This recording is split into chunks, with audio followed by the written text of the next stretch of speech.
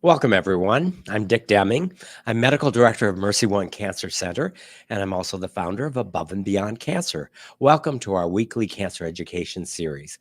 Our topic tonight is genetic counseling, and our guest is my friend and my colleague, Elizabeth McDonald Blume. Elizabeth is the genetic counselor at the MercyOne Richard Deming Cancer Center. Welcome, Elizabeth. Thank you so much for having me. Seems like I just saw you a few minutes ago. You might have.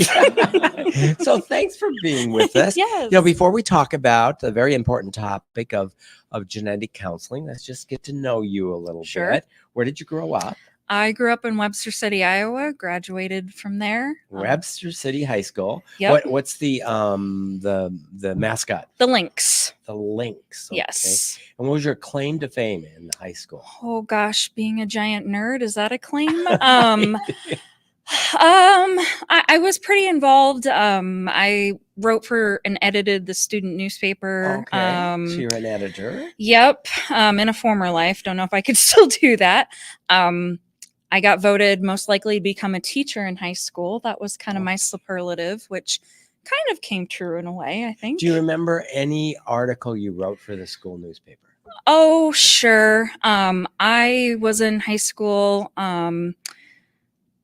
kind of during the whole weapons of mass destruction and the tensions with France, and shared some political insights and got some unsolicited feedback. So I learned. Okay.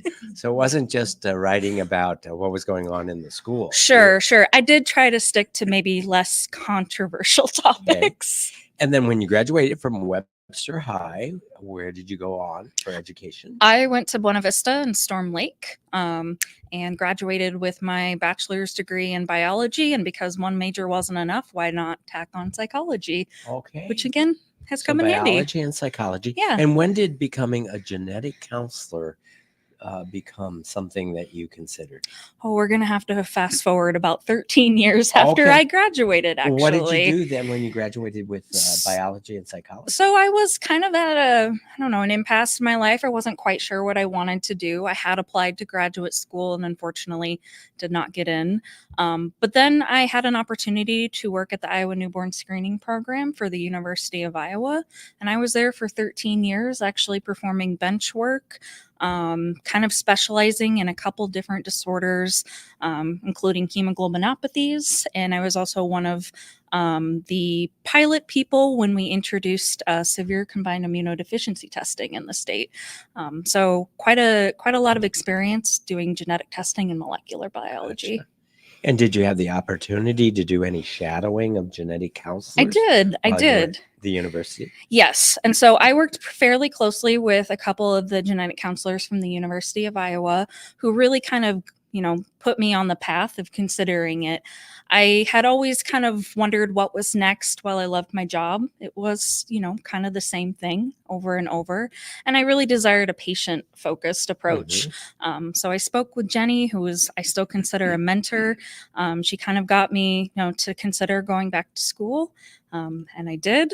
And then where did you go to school to become a genetic counselor? I went to the University of Nebraska Medical Center in Omaha. And that was a 2-year program, and I graduated in May 2023. Okay. And what's the training program consist of? Is it mostly clinical, seeing patients with other genetic counselors, or is it a lot of classroom?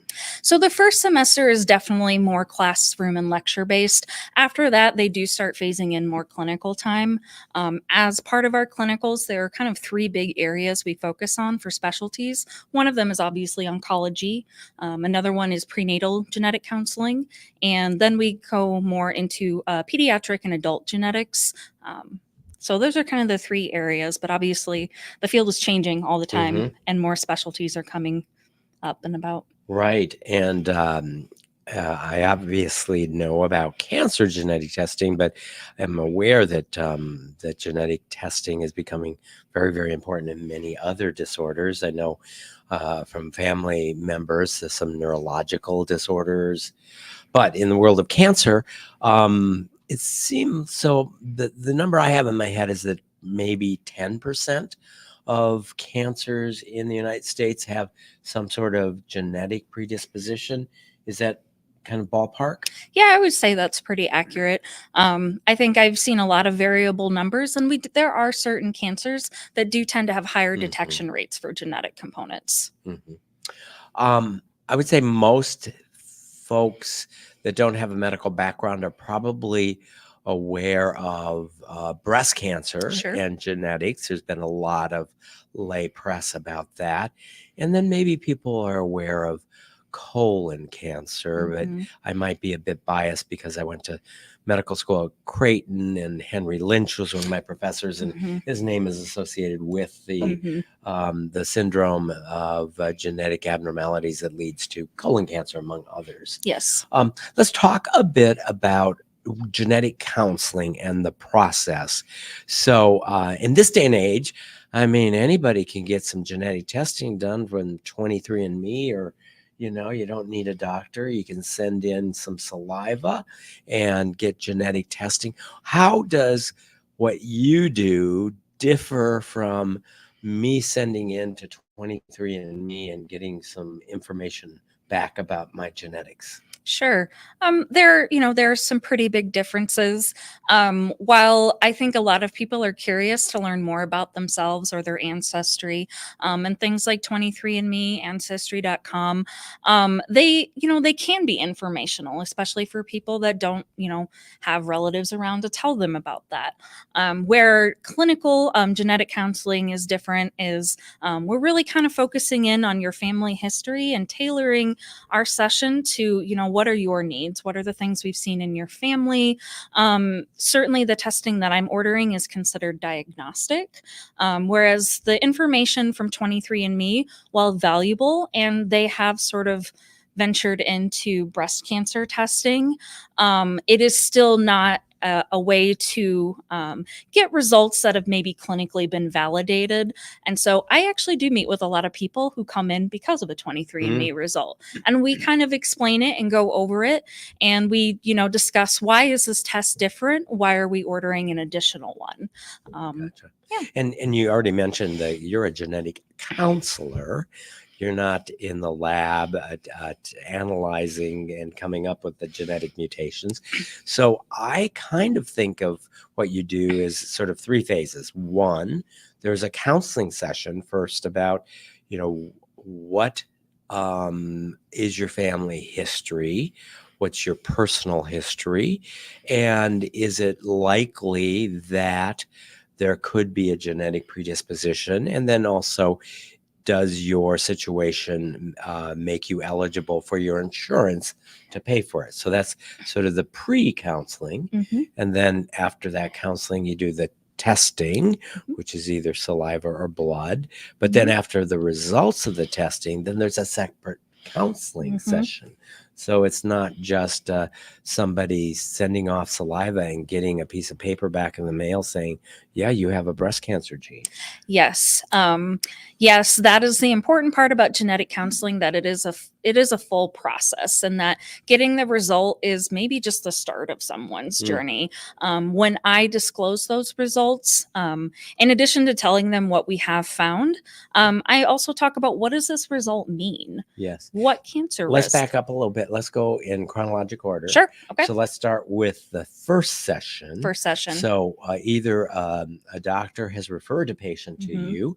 So commonly, if someone's been diagnosed with breast cancer at an early age, if they have a genetic mutation, their actual treatment might be different than if they don't. So that's one reason why a doctor might refer you, or someone might refer themselves because they just found out that their mother or their sister tested positive. Hmm. So, talk a little bit about what that first session is when the individual comes in to talk to you about getting genetic testing done. Sure. Sure. So I think one of the biggest parts of the session is really the beginning, is establishing that rapport with the patient and understanding why they're at the appointment that day. Everybody comes in with maybe some expectations about what is genetic counseling. And I'm there to kind of meet them where they're at. what are they wanting to know? What information could be valuable? And, what can genetic testing tell us? So the first part of the session is kind of a get to know you. I consider meeting with patients, I'm meeting the subject matter expert of that patient. And they have a lot of valuable information to impart, and I want to hear about it. So we start off with family history. We talk about that. We certainly talk about personal medical history. We just kind of explore what is hereditary cancer. I talk through the things that I'm looking at when I'm doing a risk assessment, the types of cancer, the age at diagnosis, and some other kind of unique features, or maybe a unique cancer that's in the family. From there, we can kind of explore what testing options are available. And, if they are interested, we can kind of proceed more to talk about insurance coverage for genetic testing, because that is a pretty common question I get asked. Will my insurance pay for this? A lot of people are, fearful of what bill they might receive. But testing companies are aware of this, and there is more financial aid and ways for people to get testing. You've taught me that most companies will do the genetic testing for a very reasonable price if insurance doesn't cover it. I mean, back in the day when genetic testing was first getting started, it was, $10,000 and took months. And now it's down to being charged maybe $200, and you can get the test done sometimes within 5 days. Yes. There are definitely variable timelines on how quickly we can get results. We can get expedited results for people that have surgeries pending. That way a surgical plan can be formed. Most results that I am ordering are about 2 to 3 weeks. But many of these companies understand that sometimes insurance coverage for genetic testing may not include them in their criteria. But that shouldn't be a barrier to testing, and they understand that. And so many of them are able to work with their billing teams and find a reduced out-of-pocket cost. Let's take a couple of examples. So one, let's say a 35-year-old woman noted an abnormality in her breast. She had not yet had any screening mammograms because she wasn't old enough. She has a mammogram, has a biopsy, it's positive, is seeing the breast surgeon to determine what the surgery will be. And at age 32, the breast surgeon will say, well, before we decide what the surgery is going to be, we need to determine, because you're so young, and that's one of the hallmarks of a cancer that could be genetically predisposed. Let's have your genetics done. And that person arrives at your office. What's that conversation consist of? Yeah, that's a great question. That conversation, again, it's kind of meeting the patient where they're at.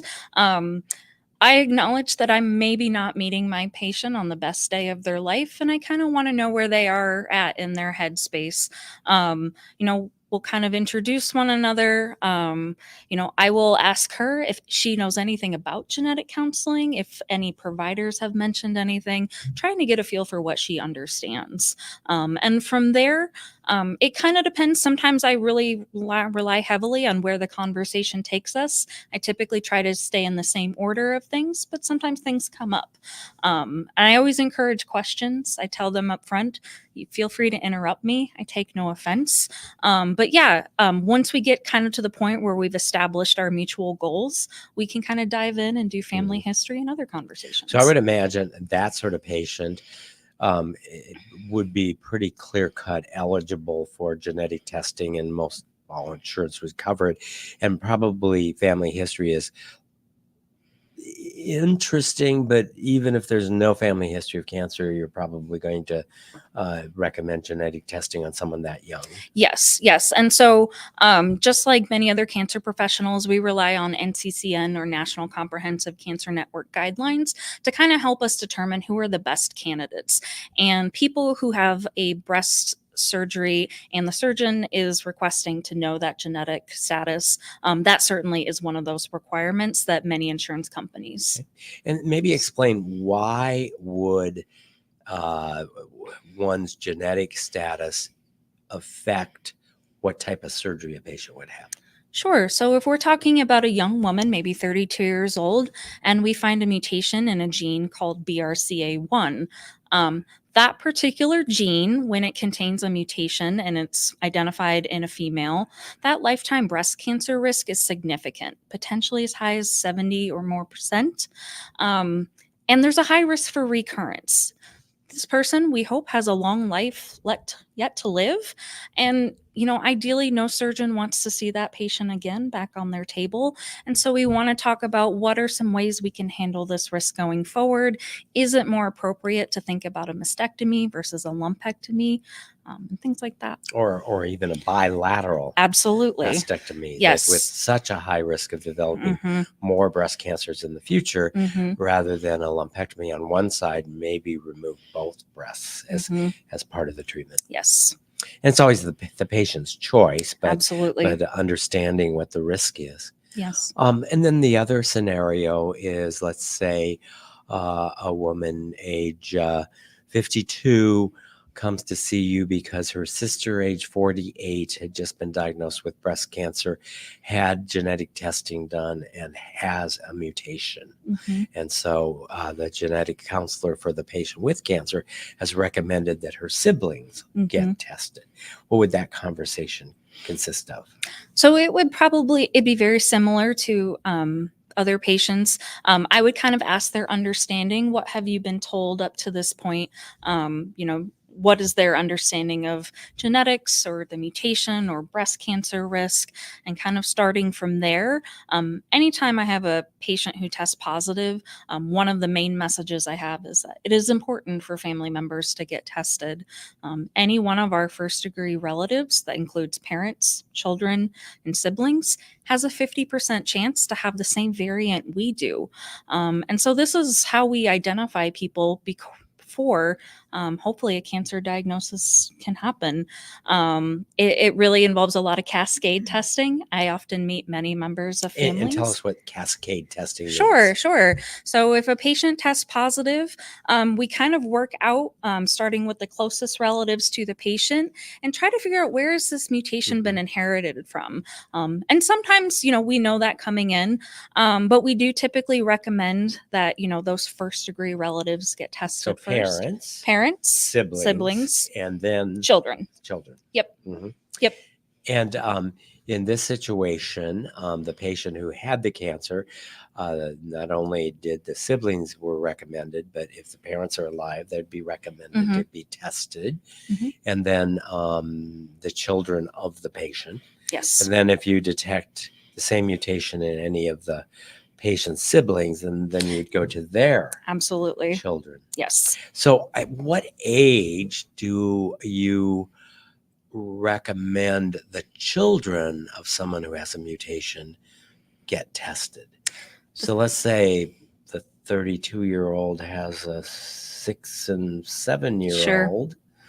I mean, at what point? So that's a great question. And that will vary depending on the discipline that you're working in. In oncology, we typically don't recommend testing before the age of 18 or the age of majority in the state that they're located in. We do this for a few reasons. One is that most hereditary cancer syndromes are not pediatric onset. The medical management would not change prior to the age of 18. We also are very mindful of autonomy, and that deciding to do genetic testing is a personal decision, and we want to let someone make that choice for themselves if at all possible.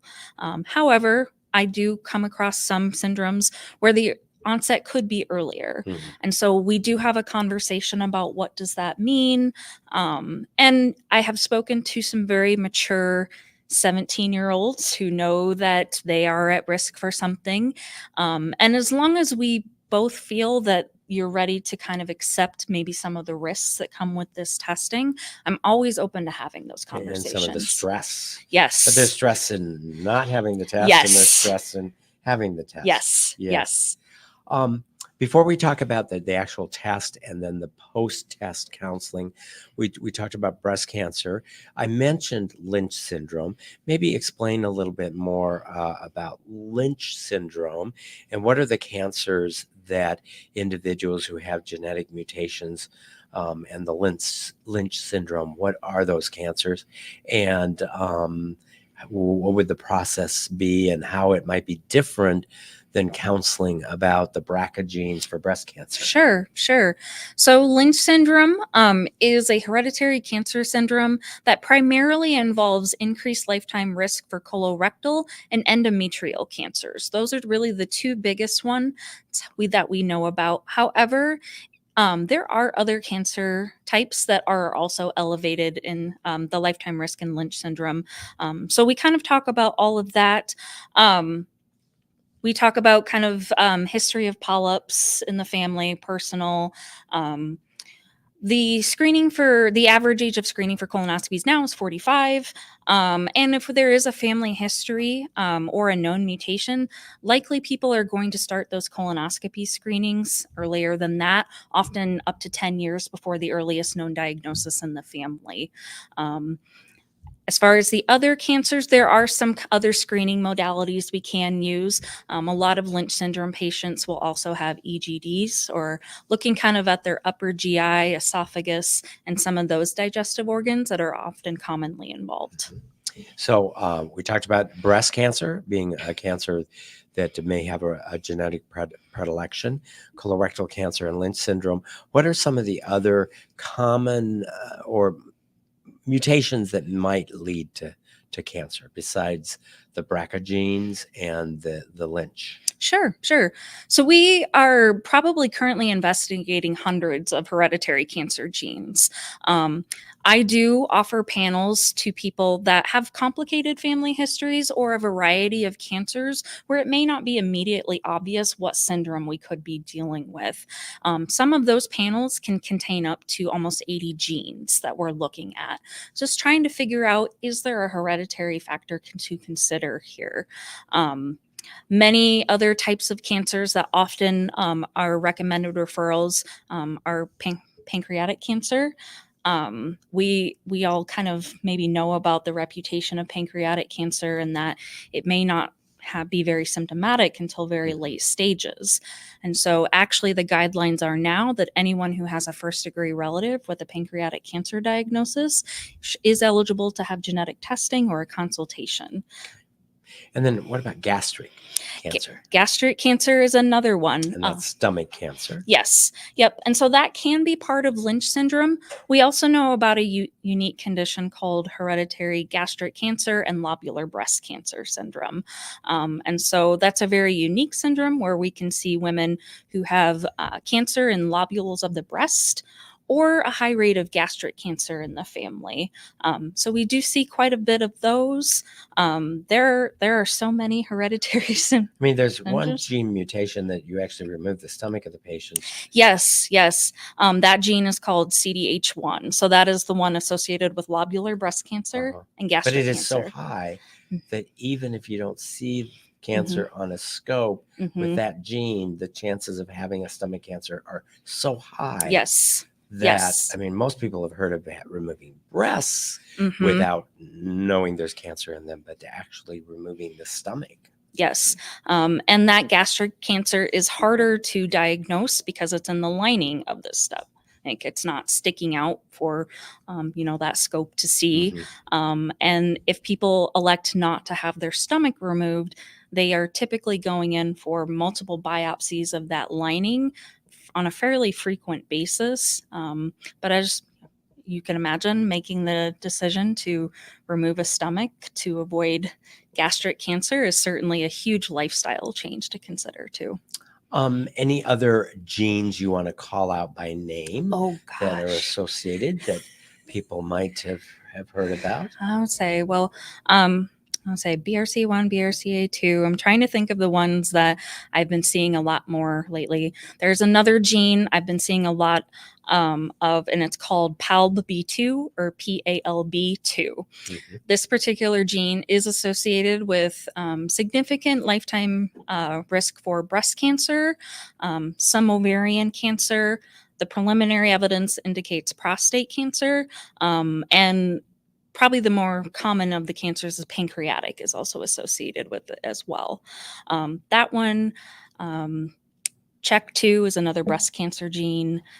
Thinking there are several colorectal cancer genes that instead of Lynch syndrome, where the cancer is typically more tumor-like, there are polyposis conditions, where essentially multiple polyps form in the colon. And the chances of one of them eventually becoming malignant is pretty high. And so sometimes more severe diseases like that would require a total colectomy as well. So we've talked about the pre-genetic testing counseling. Now let's talk about the genetic testing. You've met with an individual, and the individual has decided that he or she wants to proceed with the genetic testing. What does that look like? So then we decide, first off, what information are they seeking? What panel seems appropriate? Obviously, I'm relying kind of on my clinical judgment, but I'm also curious to know what are they concerned about? Are there other cancers potentially that, maybe they have some high risk features for? And so you would determine which panels, and then Mhm. what specimen is needed to send to the lab to get the genetic testing done. So most hereditary cancer genetic testing is performed through a blood sample or saliva. There are some that can be done through a cheek swab, though that is definitely in the minority. But we like offering either blood or saliva just because we know, some people. And are they equal in terms of the results you'll get? Yes, yes. And so every testing company validates their testing and they compare their results, blood versus saliva. Are we is it, the same result? How accurate is it? And they really are Well, why equally accurate. would folks choose blood instead of just spitting in a tube? There are some advantages to blood. More recent genetic testing is starting to incorporate not just looking at the DNA sequence in someone, but also the RNA sequence. And that is kind of the intermediary. So to get very molecular biology, DNA, RNA, protein. So RNA is like kind of an extra level of analysis. And you can't get the RNA from the saliva? No. Okay. Nope. And this is becoming a more widely used tool. It's also allowing us to identify variants that with traditional DNA sequencing we may not find. There are some portions of the genome that are much harder to sequence and detect. And so RNA sequencing really gives us a lot of good functional information. So you either collect the saliva or the blood while the patient's in the office, and you send it off FedEx to one of the companies. And if it's urgent, like the patient needs to have surgery and you need to know the results before surgery, you might be able to get those results within 5 days. Typically on average about 7 to 10 days, but sometimes I'm surprised that they do show up even earlier. And then if it's not a rush, it might be 2 to 3 weeks. Yes. Okay. So then you get the results back. The results do not go to the patient. Correct. They're not on a portal that the patient sees. They can be. So there has been some legislation that allows, if the patient requests, they can have the results sent to them prior to me being able to speak to them. I'm forgetting the name of the law, but not all companies have a portal that patients can use. Those that do have features where a patient can request their results before the genetic counselor has a chance to review them. Okay. Keeping in mind that genetic testing is happening 7 days a week. I'm not in the office on Saturdays, and sometimes curiosity gets the best of us. So then your workflow is that the results come back to you. Yes. And then you typically would call the patient when you get the results.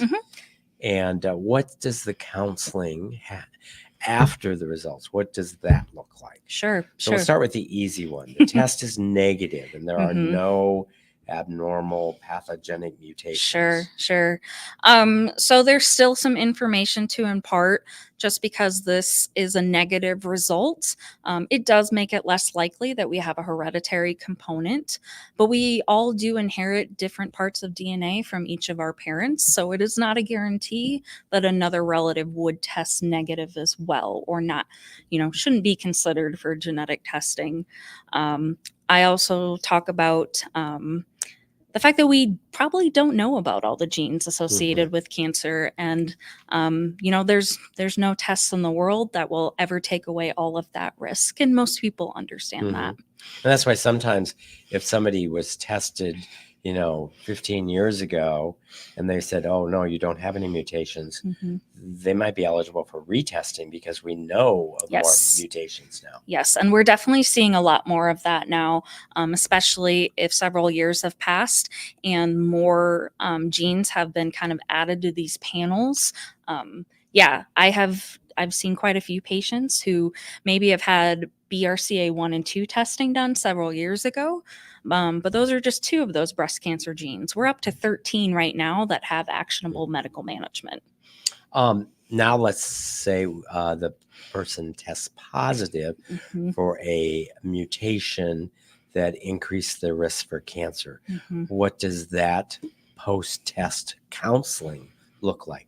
Sure. And so I have often thought about the way that I deliver these results, my tone of voice. We read a lot into silence or the lack thereof. So I'm always very conscious of how I'm saying this. I don't belabor the point. I'm calling to let them know the result. But after I tell them that, I give them space to kind of soak that in. Some they just need that a little bit to process. I've learned to embrace silence. It's not the end of the world. Sometimes we just need to give ourselves a minute to collect our thoughts. And then I do ask, how are you feeling right now? What are your thoughts on this? And we can kind of take the conversation from there. Of course, we're going to hit on, what are these cancer risks that we're speaking of? I'm also going to be talking about recommended ways to kind of manage that cancer risk going forward and what services they could potentially consider. And generally speaking, what are the things you can do to mitigate when someone does have a mutation that increases their risk for cancer? Absolutely. More often than not, the screening frequency will increase. And if they haven't started screening, chances are they probably will. So you might start screening for cancer. And right now there are 5 cancers that we have validated screening tests for. And that's breast cancer, prostate cancer, lung cancer, cervix cancer, and colon cancer. So those are the 5. But you might actually, for some, even recommend screenings that aren't sort of standards. Really. Sure. Like for some patients with a mutation that might increase the risk of gastric cancer, an upper GI endoscopy. Yes, absolutely. I find some of the hardest results to deliver are those that confer an increased risk of pancreatic cancer. I think a lot of people are like, well, what can you do about that? And we have a very honest conversation that screening method is maybe not as robust as breast.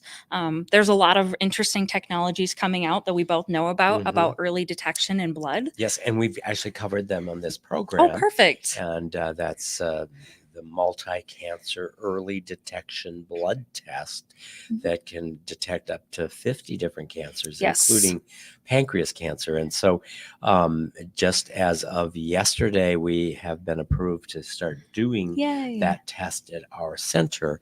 So that's another additional screening test that someone that has a genetic mutation for something like a pancreas cancer would be eligible for. Absolutely. Yes. We know that we don't have a lot of tools when it comes to certain cancers, but that is certainly one that's very promising. There are some imaging studies that can be done for pancreatic cancer, and the recommendations now typically require having a family history of pancreatic cancer in order to qualify for that screening. But they actually just released new guidelines that now, regardless of family history status for pancreatic cancer, all people with BRCA2 should be offered pancreatic cancer screening.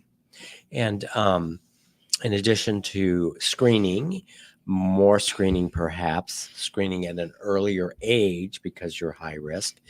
There's also, besides the BRCA gene, talking about maybe removing breasts, sometimes removing the uterus and ovaries can be done as a risk reduction. Typically that would be done after a woman has decided that they've had as Mhm. many children as they want to have. Yes, absolutely. It's a very personal decision as to when the woman is ready to do that. Often we obviously have to take childbearing into consideration, and they kind of have some age ranges where many women aren't having children at that age, and it seems appropriate to go ahead and consider that surgery. Okay. So we've talked about the pre-testing counseling. We talked about the testing, and then we talked about the counseling that happens afterwards.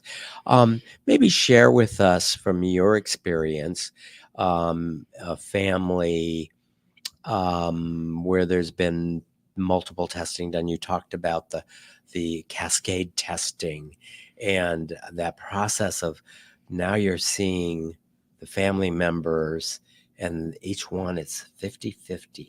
Yes. Maybe Yes. describe a little bit about some of the interactions that happen Mhm. with the counseling before and after the test. Absolutely. So I'm sure you're well aware of the case I might suggest, but I have met with many members of a family recently that are carriers of a syndrome that can cause increased risk for a tumor called paragangliomas. And these tumors can appear anywhere from our skull to our pelvis. Largely, they are benign, but depending on their location, they can have some very serious health consequences. It's also a very rare condition to have. And so there were two young men who did have paragangliomas that did have to be removed surgically. They did test positive for an actual deletion of an entire gene. And so they wanted to know what other family members could be affected. And so I have met a couple different branches of this family. Many of them are in a rural part of Iowa, and so a lot of telehealth has taken place. But it's been a unique challenge for me to describe a condition that oftentimes many primary care physicians have never heard of. What does this mean for my patient?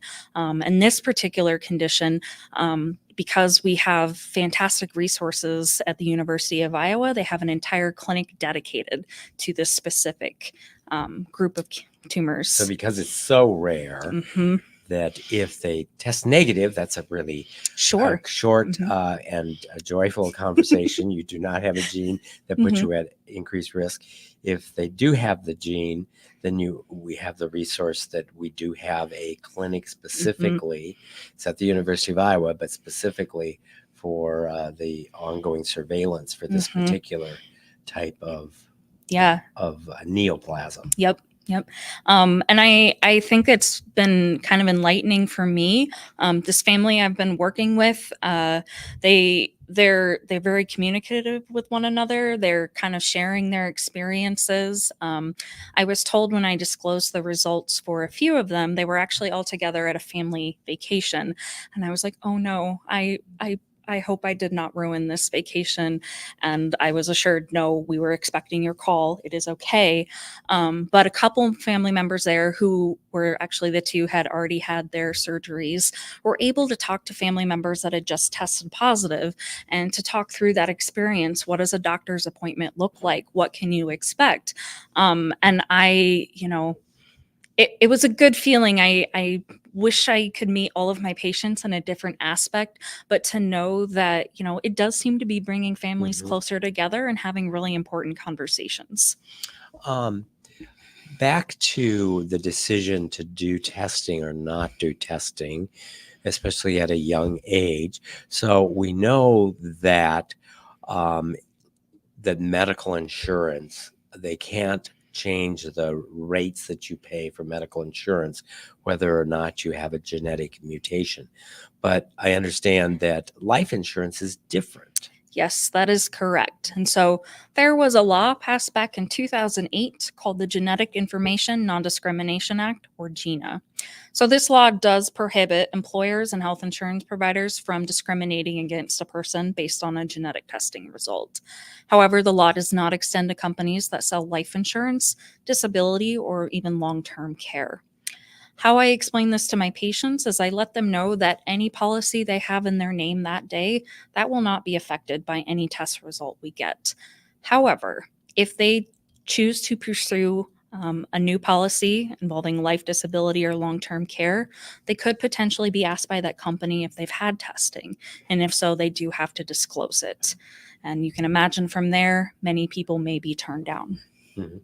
Are there any other financial, legal considerations in terms of getting testing done? There are some interesting situations. Kind of depending on the indication, it can change some family dynamics. Yeah. So to get specific, if you have your parents tested, you may find out that you don't have the relationship Yes. with your patients or with your Yes. parents that Yes. you might think. And so how does the genetic testing company, I've not seen one. How do they word it? Like, you just did this.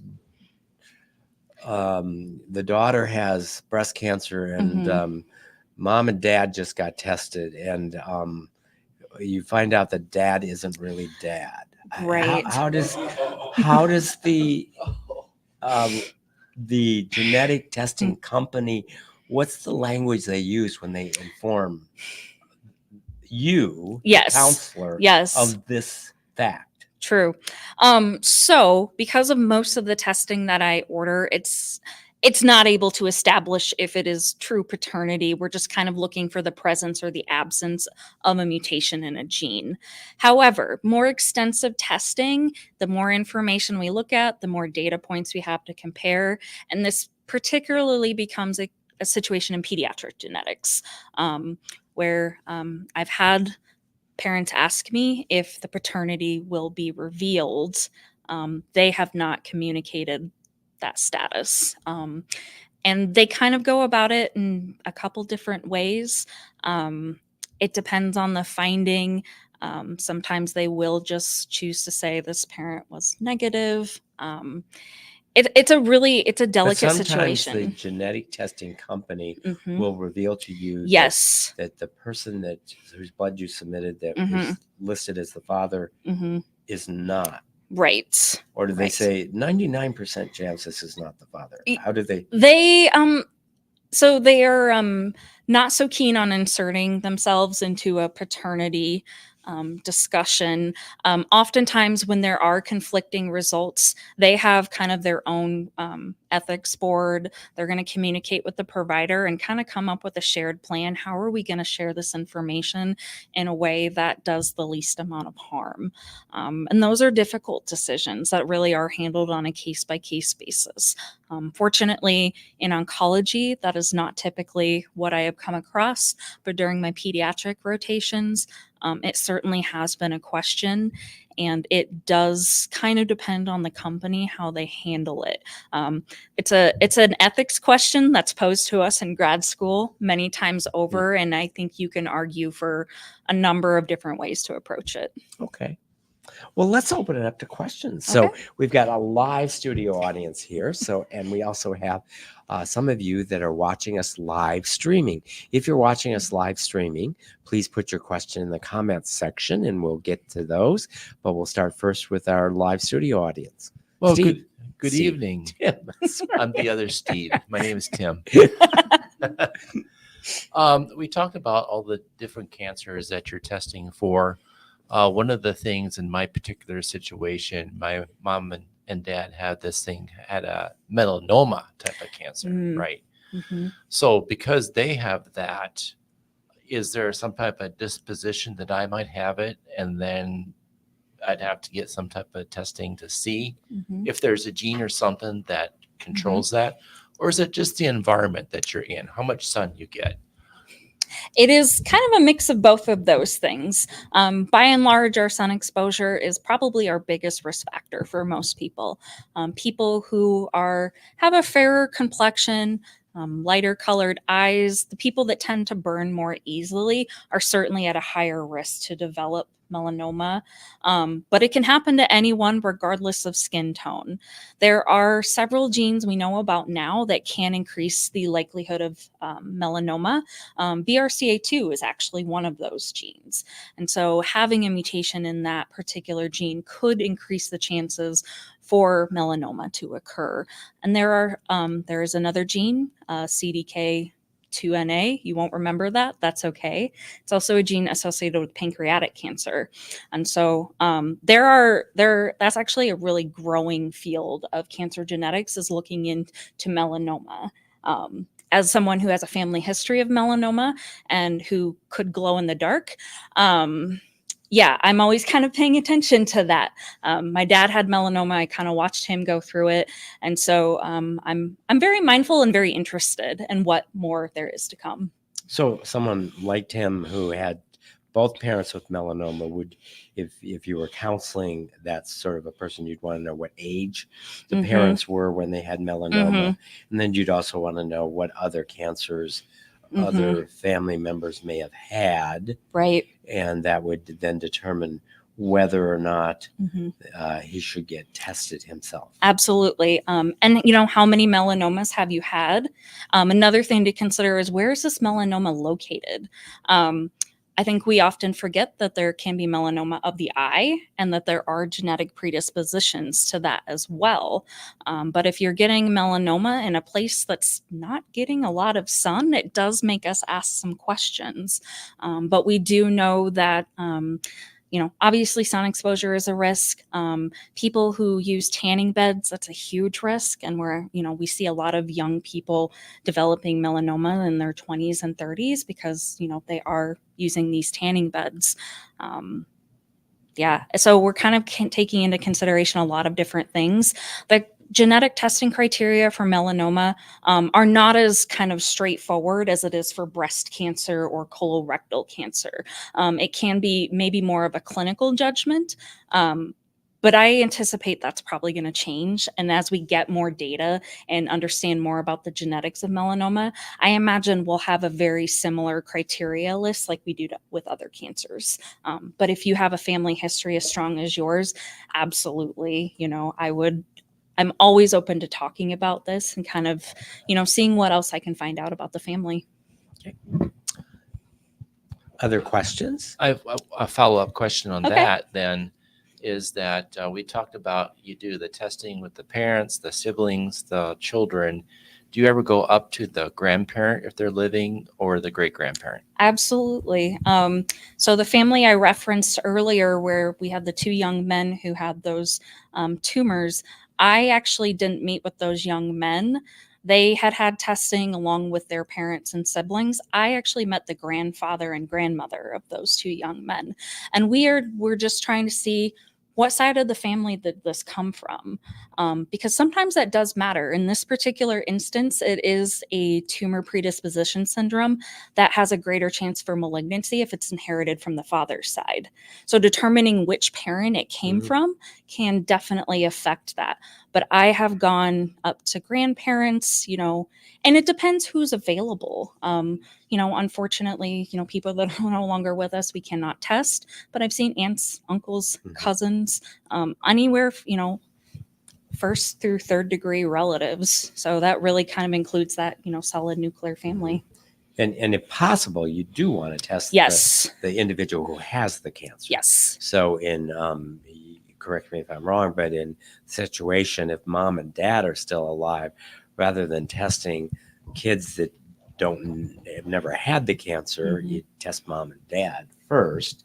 If mom and dad don't have genes that predispose to cancer, then even though they both had cancer, it's not possible for you to have developed a gene, Sure, to have received a gene from them. Right. And, we are getting to a point where ideally the person who has had the cancer diagnosis is the most informative person that we can test.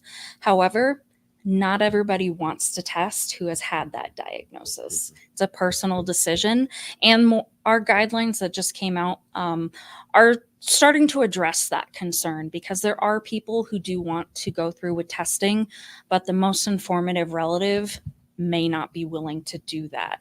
And sometimes that can be an uphill battle with insurance companies to understand that. And most recent guidelines have come out that it is still important to offer testing to those people. Okay. Other questions? Boone. Yes, you mentioned lobular breast cancer Mhm. leads to stomach cancer. Is that HR positive, HER negative, or does it matter which one or all? To my knowledge, the ER/PR HER2 status for lobular cancer obviously will have indications for treatment, but I'm not aware of kind of a pattern that follows a certain prognosis.